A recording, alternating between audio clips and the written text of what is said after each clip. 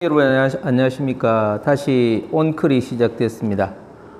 우리 교재 226쪽을 펴봅니다. 자, 오늘 배울 핵심 개념은 생물 다양성과 보전이라 하는 과목으로 배우게 되는데, 그 생물 다양성, 그 다음에 생물 다양성 속에는 유전적 다양성, 종 다양성, 생태계 다양성, 이런 것들을 이제 공부하게 됩니다. 그래서 오늘 학습 목표는 생물 다양성을 유전적 다양성, 종 다양성, 생태계 다양성으로 설명할 수 있다. 그러면서 생물 다양성 속에는 유전적, 종, 생태계 다양성, 이렇게 이제 세 가지로 나눌 수 있다라는 겁니다. 자, 그러면 그 그림을 보면 뭐라고 되어 있을까? 산호가 잘 보존된 바다는 생물 다양성이 높습니다. 자, 생물 다양성이라 하는 것이 뭘까? 그 다음에 생물 다양성이 높다는 것은 산호 근처에 다양한 생물이 살고 있다는 뜻일 거야. 이렇게 하는 학생이 있고, 그럼 생물의 종류가 많으면 생물 다양성이 높은 걸까? 자, 생물 다양성은 어떤 의미를 포함하고 있을까? 자, 한번 봅시다. 생물이 가진 유전자의 다양성, 생물 종류의 다양성, 생물이 서식하는 생태계의 다양성을 모두 포함하고 있다. 그래서 생물 다양성은 어떤 생물의 한 종류가 가지는 다양성, 그러니까 토끼도 보면 색깔이 여러 가지로 나타날 수 있는 그런 다양성을 유전자 다양성이라 그러고, 그 다음에 생물 종류의 다양성이라고 하는 것은 토끼도 있고 여우도 있고 그 다음에 뭐 사슴도 있고 하는 이런 생물 종류의 다양성을 얘기하는 것이고, 생물이 서식하는 생태계 다양성이라고 하는 것은 생물이 살고 있는 산, 숲, 초원, 강, 이런 것들을 이제 뜻하고 있는 것입니다. 자, 생물 다양성 봅니다. 생물 다양성은 지구에 사는 생물 전체로 서식하는 생물의 다양한 정도를 나타냅니다. 여기에는 보면 생물 다양성에는 보면 앞에서 얘기했던 유전적 다양성, 그 다음에 종 다양성, 그 다음에 생태계 다양성, 이렇게 세 가지로 나눌 수 있습니다. 유전적, 종, 생태계. 그러면 유전적 다양성, 종 다양성, 생태계 다양성은 앞에서 설명했습니다만 다시 한번 살펴보면 이제 이런 내용이 되겠죠. 자, 유전적 다양성. 토끼가 있는데, 그럼 여기서 종 다양성에는 보면 여우, 뭐 사슴, 뭐 이런 새, 이런 다양한 종류가 있는 그 중에서 토끼들 보면 여기 토끼가 있지만 토끼 중에서도 유전적으로 다양한 이런 것들이 나타나는 것을 유전적 다양성, 한 종 내에서 서로 다른 것, 유전적인 성질이 다른 것이 나타나는 것을 유전적 다양성이라고 얘기를 합니다. 그 다음에 종 다양성은 앞에서 얘기했듯이 어떤 생태계 내에서 여러 종류들이 다양하게 존재하는 것을 종 다양성이라고 얘기를 하고, 생태계 다양성이라고 하는 것은 이런 생물들이 살고 있는 환경이라고 얘기를 하면 좋겠습니다. 산도 있고 숲도 있고 초원도 있고 강도 있고 뭐 이런 것들을 얘기를 합니다. 자, 다시 한번 정리를 하면 유전적 다양성이라 하는 것은 같은 생물종에, 아까 뭐가 나왔습니까? 토끼가 나왔었죠. 생물종의 개체들 사이에서 나타나는 유전적 차이의 다양함을 유전적 다양성, 이렇게 이제 설명을 합니다. 자, 유전적 차이에 변이가 나타나므로 생물종 내에서 변이가 많을수록 유전적 다양성이 높다. 자, 생물종 내에서 변이가 많을수록 유전적 다양성이 높다. 예를 들면 227쪽 위쪽에 나옵니다. 아시아 무당벌레의 유전적 다양성, 그거 보면 같은 아시아 무당벌레이지만 유전자의 차이에 있어서 날개의 색과 반점, 무늬가 개체마다 이렇게 다르게 나타나는 것을 유전적 다양성, 이렇게 이제 설명을 합니다. 그림이 나옵니다.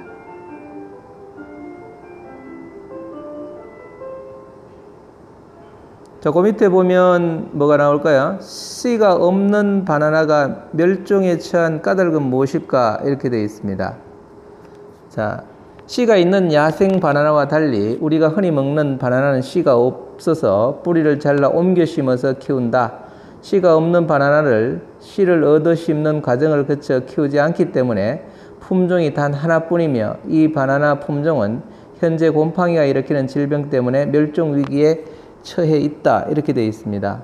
그래서 본래 바나나는 야생에서 자라는 바나나는 씨가 있는데 사람들이 먹기 좋게 하기 위해서 그 품종을 씨가 없는 바나나로 이렇게 변화시키는 것이죠. 그런데 사람들이 한 종류의 바나나만 원하고, 그러니까 이 바나나를 생산하는 사람들은 씨가 없는 바나나만 생산하게 되겠죠. 그러면 이 씨 없는 바나나가 어떤 특정한 바이러스에 쉽게 오염이 된다 그러면 어떤 그런 바이러스에 의해서 이 씨가 없는 바나나는 질병 때문에 멸종에 처해질 수 있다, 그런 얘기입니다.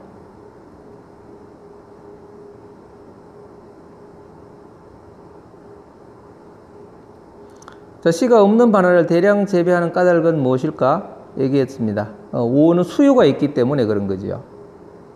그래서 열매 속에 딱딱한 씨가 있는 야생 바나나보다 먹기가 좋기 때문에 전 세계 사람들이 씨가 없는 바나나를 더 선호합니다.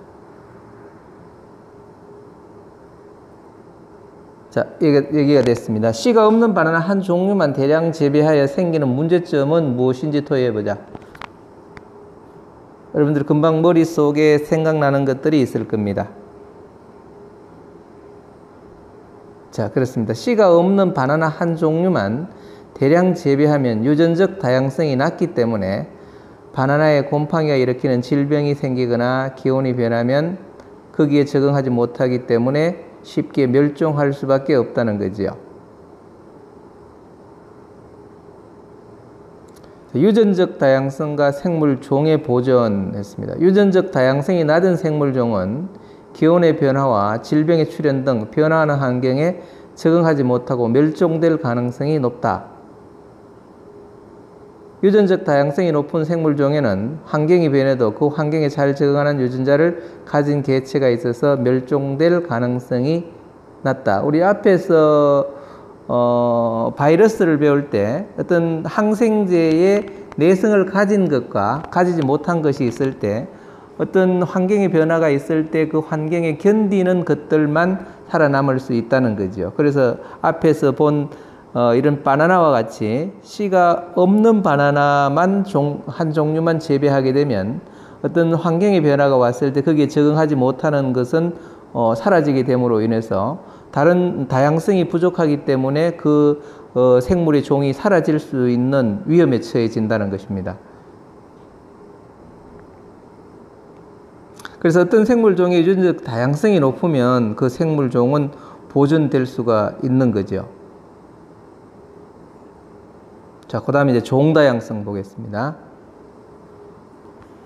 자, 종다양성은 한 지역에 사는 생물 조형의 다양한 정도, 그러니까 여기에 앞에서 살펴본 바와 같이 226쪽에 그 두 번째 그림과 같이 뭐 여우, 사슴, 토끼, 곰, 개구리, 거미 이런 여러 생물종들이 얼마나 한 지역에 다양하게 모여 사느냐 하는 정도를 종다양성이라고 얘기를 합니다. 그래서 두 번째 보면 한 생태계 종의 수가 많을수록 종의 분포 비율이 고를수록 종다양성은 높다. 그래서 종다양성이 높다라는 말의 개념 기억해 둡니다. 서식지 환경이 급격히 변할 때 어느 한 종이 환경 변화에 적응하지 못하고 개체 수가 점점 줄어들다가 사라지면 종다양성은 감소하게 됩니다. 그래서 한 지역에 생물이 다양하게 모여 살 때 우리는 종다양성이 높다, 이런 표현을 합니다. 자, 그 다음에 생태계 다양성. 생태계 다양성은 숲, 초원, 사막, 갯벌, 강, 바다 등 생태계 종류의 다양한 정도를 생태계 다양성이라고 얘기를 하는데, 생태계가 다르면 그 속에 서식하는 생물의 종류도 달라지므로 생태계 다양성이 높을수록 종 다양성이 높게 나타난다. 당연한 것이겠죠. 자, 그래서 우리 교재 몇 쪽입니까? 자, 228쪽에 보면 열대우림, 초원, 그 다음에 사막, 갯벌, 그 다음에 강, 바다. 그럼 이런 각각의 생태계가 있을 때 거기에 사는 생물 종들도 다양해질 수밖에 없죠. 자, 한번 정리를 해보면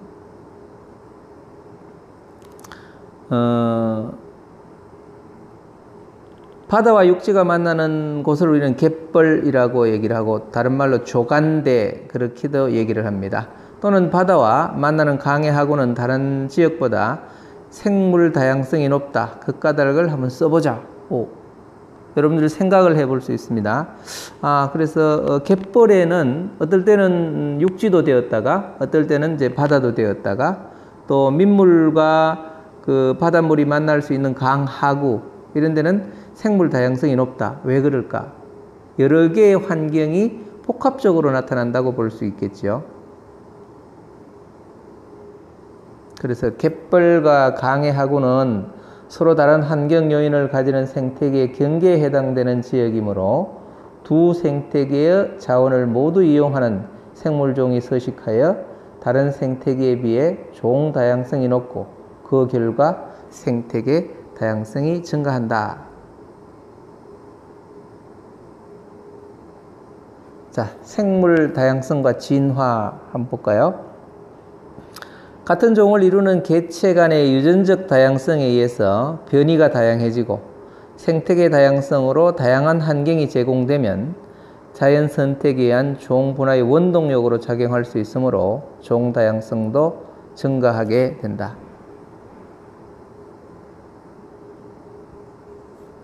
자, 그러면 생물 다양성을 유지하려면 유전적 다양성과 생태계 다양성을 모두 고려해야 된다.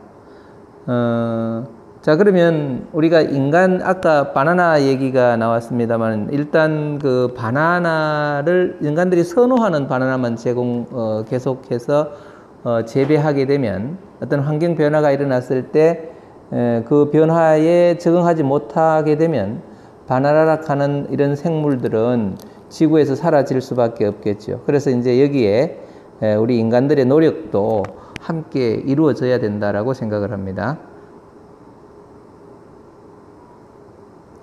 서식하는 지역의 생물종이 많고 적음을 의미하는 것을 뭐라고 하더라? 짠, 그렇습니다. 종다양성이라고 얘기를 합니다. 사막, 초원, 산림과 같이 생물이 살아가는 서식지의 다양함을 의미하는 것은 뭘까나? 그렇습니다. 생태계 다양성이라고 얘기를 하죠. 창의용어 문제 한번 볼까요? 열대우림은 생물 다양성이 매우 높은 생태계이다. 그 까닭을 생각해 보자. 열대우림이 뭡니까? 우리가 말하는 정글이죠. 정글 같으면 뭐가 생각나요? 대단히 다양한 종류의 생물들이 살고 있는 곳이죠. 그래서 이곳에 생물 다양성이 매우 높다. 그렇게 유지되는 까닭이 무엇일까? 한번 읽어봅니다. 열대우림은 연평균 기온이 25도씨 정도이고 연 강수량이 2000mm 이상인 지역으로 고온 다습한 기후다. 따라서 평균 30m에서 50m 정도의 상록수가 빽빽하게 자라는 등 다양한 종류의 식물이 서식한다.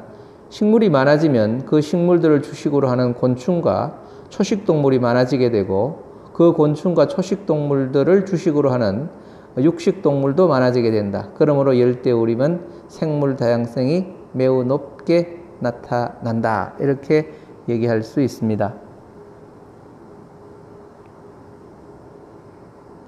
자, 오늘은 여기까지 하고 229쪽부터는 오늘 배운 내용들의 예들이 주로 나옵니다. 이것들은 우리가 등교해서 정리를 하도록 하겠습니다. 자, 그러면 오늘 배운 것 중에서 생물 다양성에 보면 유전적 다양성, 종 다양성, 생태계 다양성 이 용어의 뜻이 무엇인지를 여러분들 꼭 기억해 두고 다음 주에 학교에 와서 다시 한번 선생님과 정리하도록 하겠습니다.